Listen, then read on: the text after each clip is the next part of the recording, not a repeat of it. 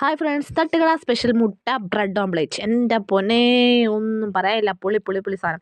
എനിക്ക് തോന്നുന്നു വീട്ടിലൊന്നും ഉണ്ടാക്കുന്ന ടൈമിൽ ഇതിൻ്റെ ഒരു അയലത്ത് പോലും എത്താറില്ല. ഇടയ്ക്കിടയ്ക്ക് വീട്ടിൽ ഉണ്ടാക്കാറുണ്ട് ഞാൻ. എന്നാലും ഇതിൻ്റെ ആ ടേസ്റ്റ് വരുന്നില്ല. അതെന്താണാവാ? തമ്പുരാനറിയാം. അപ്പോൾ എന്തായാലും 2 ബ്രെഡും 2 മുട്ടയായിരുന്നു ഉണ്ടായിരുന്നു കേട്ടോ.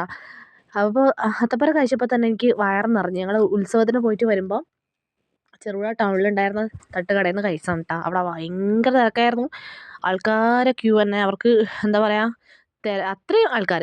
പ്രത്യേകിച്ച് എന്താ വെച്ചാൽ അതിൻ്റെ ടേസ്റ്റും കാര്യങ്ങളും നമ്മൾ ഫസ്റ്റ് ടൈമാണ് കഴിക്കുന്നെങ്കിലും ഞാൻ കാണാറുണ്ട് ജോലിയൊക്കെ കഴിഞ്ഞ് വരുമ്പോൾ അവിടുത്തെ തിരക്ക്.